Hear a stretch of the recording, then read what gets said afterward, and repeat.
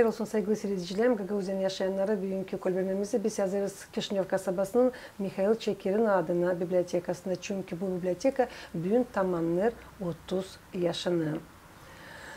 Bugün bizim kolbemimizde pay alacak Gagauzyan'ın tek akademi bu Todor Zanet. Zaman hayır olsun Todor, hem de çok sağ olun. Hani verdiğiniz kolaylık bugün de yazmasının bir meraklı, faydalı hem lazımlı bütün Gagauz halkına programı hangisini adırız Gagauzyan'ın hem de Moldova devletinin aydınlatıcısına Mikhail Mikhailovich Çekir'a. Hayır olsun. Hoş buluştuk. Nice biliriz 1988 yılda çıktı ana sözü gazetanın ilk numarası Harman ayın 14'ünde. Siz ta gazetanın ilk numarasında çektiğiniz tiparlama statyaları anglarını adadınız Moldova devletinin hem Gagauzyan'ın aydınlatıcısından Mikhail Çekir'a. Todo süresiniz niçin mahsus çektiniz bu materyallardan tiparlama gazeteyi? Siz bilirsiniz mi? Gazete yeni bir şeydi. Şimdi çoğu yazıyor hani çok gazeteler varmış, çıkarmış başkası da ufak tefek şeyler bir şey çıkardı ama bu gazete yeni bir şeydi. Halis bir gazeteydi. Hem onu okumadılar salt Moldova'nın Gagauz köylerinde.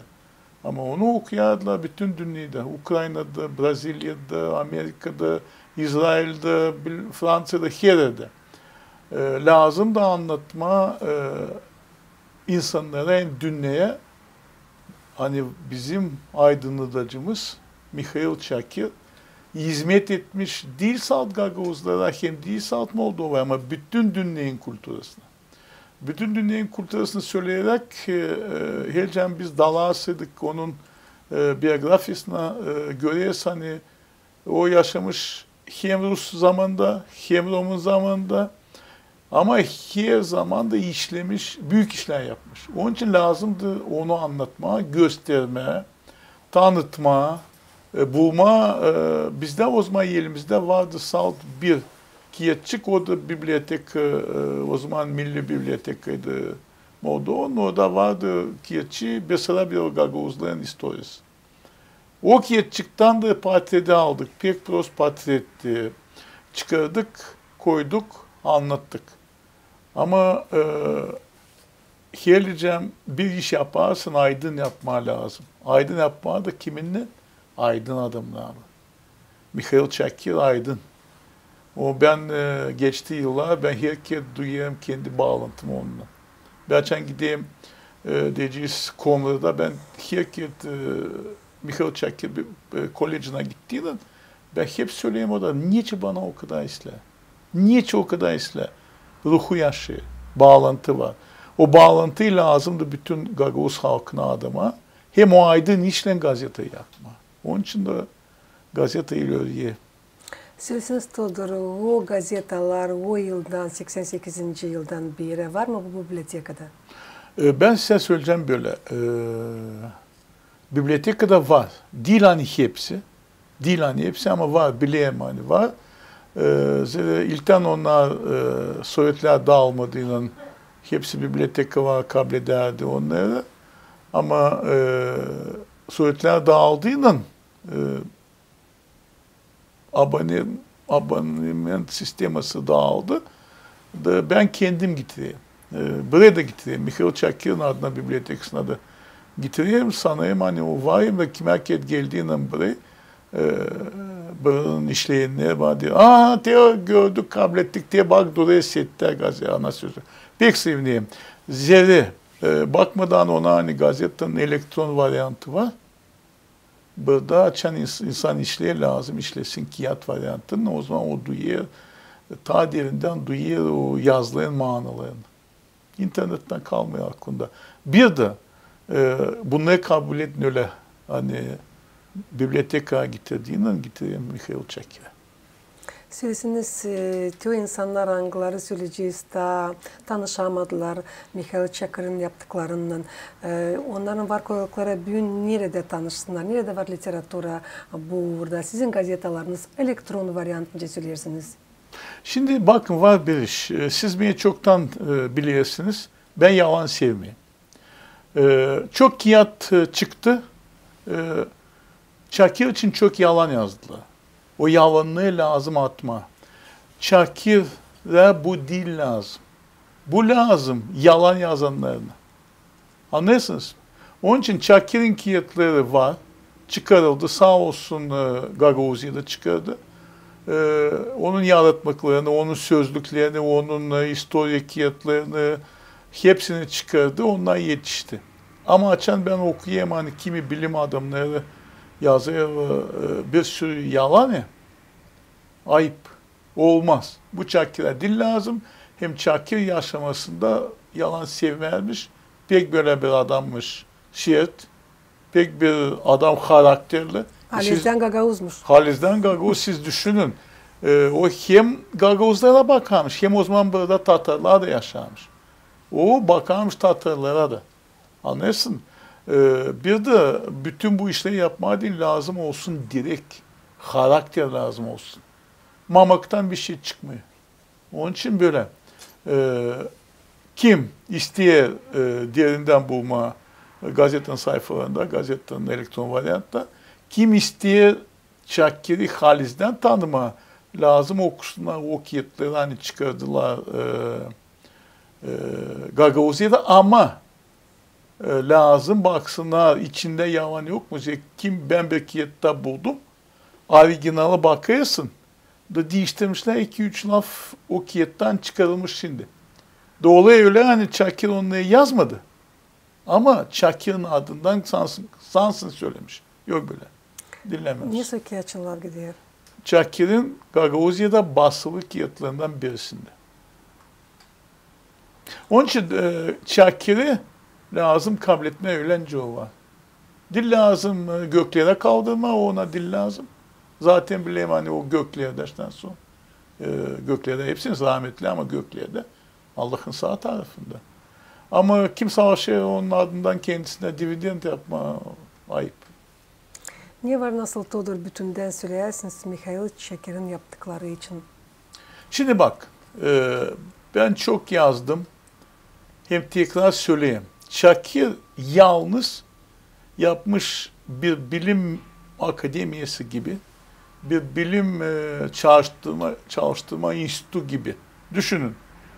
İlk Rusça Moldovanca sözlüğü. Moldovanlar yapmadı. Çakir yapmış Rus zamanında. Gagauzların historiasını araştırmış adam. Yazmış. Çakir dua kiyetlerini çıkarmış. Çakir çıkarmış kilise yaprağı. Şimdi o kilise yaprağı kim savaşa göstermen o gazeteymiş. Gazete o ayrı bir iş. Lazım saygı duyma hani çıkarmış kilise din yaprağı ama o gazete değilmiş. Onca diye vagitronlu listok. Şimdi bana söylediler hani o ben katıldım benimle yaptılar bir konferansiye bir provokasyon konferansiye. Soru soranlara yüzlerini göstermediler. Türlü provokasyon. Ben dayandım 2,5 saat. Azerbaycan'dan birisi profesör mü ne çıktı dedi. Yok dedi ben dedi 5 kişi şimdi yapacak Doktorski Gagauz gazet Çakir'in gazetesi için. Siz 10 kişi koyun ama orada Doktorski için materyal yok. O bir yapacakmış. Ne işi bunu yapıyor? Bütün bu burada Yeşil'ine gazete, ana sözüne gazetesine karşı bunu yapıyorlar Çakir'in adından da Savaşevani ana sözünü gazetesini bastırma da değilmiş ilk gazete. Ne isterseniz ister. Ana sözü ilk hem tek Gagauz gazetesi. Kalanı hepsici yaprak. Çakir'e bu dil lazımdı. Ama Çakir'in adını Savaşev bu mındar işlerin içine koyma. Öyle. Niye var nasıl söyleyersiniz Said'in Adıcı'nın din uğrunda yaptıkları için? Çünkü biliriz hani Biblia'nın bir parçacığını o çevirdi bizim ana dilimize. Dağların duvarı bugünkü gün de okunurlar. Ben pek sevineyim ona. Hani bugünkü Gagauzya başkankası çıkardı, buldu kolayını da çıkardı bu Kiev'de. Çıkardı Rotoprin basında. Nice yazmış Çakir. Pek güzel bir kağıt, pek güzel poligrafyası. Bir de hiçbiri yok nice o kağıtta değiştirsin bir virgülde. Çünkü o fotokopi orijinaldan ama işlenmiş digital sistemasından pek güzel bir kağıt, sağ olsun. Yennefer'ine çok sağ olun, yaptığınız bu büyük iyiliği bütün Gagavuz halkına hem bizim Hristiyan dinimize. Ne düşüyor dua kağıtı? Ben küçücük, ben de şimdi mamda var, ben bulalım Gagavuzca dua kağıdı. Hiçbir yazmayan hani kimi çevirmiş. Ama ben küçükken okuyan şaşardım, hani Gagavuzca dua kağıdı kim yaptı? Çakir çevirmiş de yapmış. Çakir başladıydı slujbaları Gagavuz diline getirmezdi. Burada bir incelik var. Ben bu gösteriye Mihail Çakir ne kadar yüksek akıllı olduğunu. Gagavuzlar Rus sistemasından geçer Roman sistemasına, biliyorsun 18'den sonra. Slujbalar gidiyordan sonra Roman dilinde. İnsan anlamıyor. İnsan anlasın dini bunu yaptı. Gagavuzçayı kiliselere getirdi. Sovyetler dağıldığı zaman bu şimdi gene döndü kiliselere. Kimi bir parçacık yapıyor, kimi daha çok okuyor. Bir de ben bütün bu tiken tiken olduğu sırtım, hepsi bu din çalışmaları, belli o baba büyük papaz, akıllı papaz, bunların en büyük çalışması Otçe Naşı Gagavuzca çevirsin. Hem de Gagavuzca açan sen okuyorsun Otçe Naşı, sen anlarsın hani bu büyük bir dua. Benim mamam 93 içinde, benim mamam okuyor bu duayı güç dilde. İlk kere açan işittim Mahmud önce okuyor Gagavuzca. Belki daha ileride okuyordu ama ben hiç şüphem de yoktu hani Çakir çevirmiş. Açan çıktı Gagavuzluk Kiye'de. Toplandık evde de ben bilmiyordum nasıl semiz oldu. Geceydi, karanlıktı. Bak dedi, Todi ben şimdi cam avuçtan getireceğim diyor bu semizotu. Bulmuş avuçtan getirdi. O arada oturduk sofrada Mamu okudu Otçe Naşı. Okudu Otçe Naşı. Ben hızlı buldum ki yadı diye Mamu ya okudu haber ki yatma. Bir laftan salt yanılmış. Düşünün ne zaman Çakir çevirmiş Otçe Naşı, Mamu da kaç yıl geçmiş, Mamu büyüğünde okuyor Otçe Naşı öyle. Nece çevirmiş Çakir. Ama ne güzel lafları hem de sıraları ey göklerde olan bizim babamız ne bulmuş Mihail Çakir. Bu lafları o kadar güzel yerleştirmiş bu duvaya. Hani günde var nasıl birkaç sırası onu anladı aslında. Hiç ince söylemeye bıkmırsın. Ama hep gelir fikrine günde birkaç sırası. Siz lazım anlayasınız bir iş. Mihail Çakir pek kişiler Gagavuzca bilen bir adam. Evet. Mihail bakmadan ona hani o bağışlamış Atatürk'e kendi Kiev'ini bu Basarabya Gagavuzların historisi. Mihail Çakir getirmedi Gagavuz diline Türkçesinden alınan yabancı lafları. Yabancı dediğinin Türk kökenli olmayan. Ben bakayım bugün ne yapıyor bizim sözde bilim adamları, hani kendilerine diye var doktorda uğraya var göğüslerine. Hepsi lafları tıt alıyor oradan. Laflar bizde var. Bizde var. Çakir bunu yapmamış. Niçin? Benim şüphem böyle. Çakir bunu yapaydı, halk onu anlamayacaktı. Anlıyorsunuz siz? O yapmış öyle ama laflar hepsi var. Siz okuyorsunuz Evangeli'yi de şaşırsınız o şıralı, güzel akan dile. Şaşırsınız o laflara, hem de laflar Evangeli yüle çevirili. Nice düşeye o bulmuş o lafları deyince çıkardılar, istemeyeyim söylemeye, haftada tırt yarın bir yıl içinde çıkardılar, çevirmişler, bir baktım geldiler bana, o redaktör. Ben baktım dedim bu dinki ya da değil. Bu uydurma bir şey yazmışsınız. Da isterseniz bizim Gagavuzlara Çıkarma. Ben dedim bunu redaktörü olasaydım. Evangeliyi söyleyeyim o mavi kaplıyı. Dedim ben bunu lazım elinden çevireyim. Ama bu büyük iş ben tutunmayacağım. Bu Gagauşça değil. Evangeliye Gagauşça değil. Laflar belki de Gagauşça ama onlar yerinde değil o laflar. Başkası kayboldu bilmiyorum kaç 30 gümüş için koydu adını oraya. Ben üstümü bak kirletmedim. Zere, Çakir'in Evangeliesini okuduktan sonra sen anlarsın nasıl o Evangeliye. Übökiye'de orada uydurmuşlar bir şey sanıyorlar hani o yüteye Gagauşça öyle yutmaya Gagauşça. Bilinir hani Mikhail Çekir'in mezarı çok yıllar aralandı da bulunmadıydı. Bir neden sonra süreci çok iş yapıldı bu uğurda. Siz de çalıştınız da buldunuz. Hangisi bugünkü gün bulunur Armen'daki mezarda. Süresiniz nasıl uydu todur o yıllar arama hem de bulma nerede bulunur aydınlatıcının mezarı. Şimdi bu bir zor soru. Çünkü biz hepsimiz aradık. Kimse kimse kabinetten yazardan tiyoda bulunuyor. Bu çok zordu bir Sovyet vaktinde. O sizin söylediğin o Kişinov'un merkez mezarlığında da aradık. Kaç 10-15 kez belki yanından geçmişik bulamadık. Bana söylediler, bir yazıcısı Gaguz yazmıştı ki yanına, hani Çakir'in mezarı bulunuyor Kişinov'un Mazaraki Kilisesi'nde.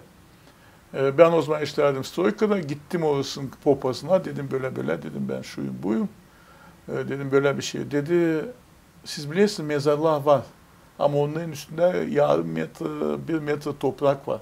Gömülü mezarlar rejim zamanında. Dedim ben geleceğim. Gittim Stoyka'dan aldım Belarus ekskavatörü. Geldim. Girdik oraya, çıkardık o toprakları bir tarafa, bulduk mezarlığı ama yoktu orada mezar. İkinci tenağında şimdi Türkiye, orada vardı pek güzel bir mezarlık, orada papazlar çok gömülüydü. Dediler orada. Ve o yolu yaparken başladılar mezarlığı yıkmaya. Ben gittim oraya da, mezarlar açık, darmadan, papazlar sandıklar içinde altın giyimli ama yok bir şey bulamadık. Kısmet bizim değilmiş. Bulma kısmet Nikolay Demchenko, Moldova Bilimler Akademiyası'nın adamı. Bakın bu adam ne yapıyor? Nikolay Demchenko. Açan Sovyetler Birliği dağıldı ya, hepsi topladılar demir. Mezarlar, o hırsızlar gidermişler, koparmışlar mezarlardan demirleri, yazılı laplı. Mezar kalıyor yüzsüz, bilmesin kimin, atsız. Bu adam düşünüyor hani yapma, her bir mezarın kartasını. Bu mezar diyeceğiz filanın. Diyor direkten 10 metre, tepeden 5 metre, bağlıyor onu da sen bilersin kimin. Adam kışın atlarken bu böyle mezarına çatırnak içine atlıyor. Açan bakıyor Mikhail Çakir'in mezarı. Niçin biz görmedik? Mikhail Çakir'in Kruçası duruyor yolcağız burada. Kruça burada, yazılar da burada. Ay. Sen geçersin ama bilmiyorsun. Yazılar. Adam atlamış da görmüş. Biz oraya gidince mezarın gratyasını sökmüşler, vermişler meteoroloğa. Böyle bulundu. 2000. yılda bana kalsa çiçek ayıydı, Mart ayıydı, böyle bir şeydi. Bulundu. Sağ olsun Nikolay Demchenko. Ondan sonra biliyorsun hani orada başladık bizim diyeceğiz hacılığa gitmeye o mezardan. Yerle olmadı o olay var nasıl söylemem ta araştırmaklar olacaklar ben sanırım hani vakit lazım da geçsin diye bulma onu. Biz bilmiyorduk nerede mezar. Sonra haber geldi Romanya'dan onun Unukova'nın Plmennik'te söylediler hani Kişinov'un baş mezarında, merkez mezarında ama bulamadık. Diye bulduk, adam buldu. Ne var nasıl söyleyersiniz bizim bütün halkımıza Mikhail Çekir için? Bütün halkımıza mı? Ben isteyeyim hani hepsimiz o olalım öyle bak, aydın, ince bu büyük adam. Ben isteyeyim söylemeye açan Mikhail Çakir rahmetli oluyor ya. Rusya, Moldova'nın büyük yazıcısı Kostenko yazıyor hani Mikhail Çakir Gagavuzların apostoluydu. Mikhail Çakir değil salt Moldova'da ama bütün dünya uğrunda bilim adamıydı, din adamıydı. Ben isteyeyim hani unutmayalım. Alalım ondan iyi örnek. Bileyim hani yaşamak zor ama Mikhail Çakir'e dua ederek, onun kağıtlarını okuyarak, onun dualarını yaparak, onun çevirdiği duaları yaparak biz ayakta kalacağız. Zira Mikhail Çakir bizim halkımızın bir direği, bizim historiamızın direği. Onun için direği dinlemiyor mu? Lazım onu koruyalım. Bunu söyledim. Nasıl yeri Todor Kapler, Mikhail Çakir sizin yaşamanızda? Doğru söyleyeyim. Mikhail Çakir'in Kiev'de benim kabinetimde. Birkaç açan yaklaşık onun ölüm günü ya doğum günü ben karından benim. Birkaç kez gittik. Gideriz bakarız mezarcığınız yok kimerse.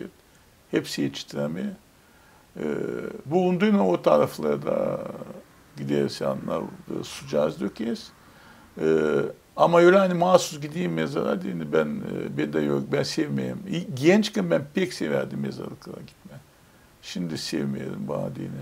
Çakir bana dini Gagavuz dilin pak çeşmesi. Bana lazımsa bulma bir şey güzel Gagavuz dilinde ben Çakir'de arayayım da bulayım. Niyetinizde yok mu bir şey yazma söyleyeceğim ta Mikhail Çakir'in yaptıkları için? Çünkü siz çekildiniz 88. yılda onun için yazma. Yok. Yok niyetimde. Söyleyeceğim niye şimdi. Ne lazımdı ben hepsini yazdım. Ben yazdım onun büyük, mesela bir Gagavuz'da historiası Kiev'in için büyük bir bilim statyası yazdım. Onun mezarı bulunması için yazdım. Onun yaptıkları için hepsi kağıtlarının, yapracıkların hepsinin çıkmasını gazetede verdim. Kalanı kim ister Mikhail Çakir'in adından kendisine ad yapma yazsınlar. Ben yazamayacağım başka. Ama yaşamanızda yazarken söyleyeceğim bu Mikhail Çakir'in yaptıkları için size öyle uydu mu buluşma onun kısımlarından, angıların laflarından siz vardı nasıl bir şey yazarsınız? Uymadı. Ben hiç mahsus aramadım o adamları. Bileyim hani onlar Bukareş'te gelmişler, ateşini geçenlerde buraya gelmişler. Ben aramadım. Bana dini Mikhail Çakir. Her zaman o adamlar, onun senselileri istihasıyla buluşma benimle. Ben buluşacağım. Ama ben gideyim de deneyeyim, ben sizinle isteyeyim buluşma, ben isteyeyim son yazma, hani ben buluştum. Madem lazım. Sizin biyolojik olayınız buluşma bu bibliotekada Mikhail Çakir'in adına onun senselilerinin de ben sanırım hani ileri doğru sizde olacak tema ne yazma gazetanıza. Allah versin. Her zaman onlar büyük katılarsa buluşacağız, tanışacağız. Ama öyle mahsus bu benim karakterimde değil. Todor, bugünkü gençlere, hangileri daha tanışmadılar, bilmirler kim o Mikhail Çakir ama sadece işi derler bu adamda bu labı. Ne var nasıl söylersiniz? Söyleyeceğim öyle. Dün bitti Moldova'da bitti şark. Geçtiler. Gadgetler, kompüterler hepsi bitti. Kimde 30% kalmış, kimde 40%. Birci de bilmeyen ne kadar bu varınca. Onun için gençler okuyun Mikhail Çakir'i. Okuyun. O yazmış romancı Vanca romancı okuyarsınız. O yazmış Gagavuzca Vanca okuyarsınız. Okuyun da bilin. Hem ağızdan öğrenin o çınaşı Gagavuzca. Bu da size yardım olacak. Gagavuz kalasınız. Dünyada Gagavuz olasınız.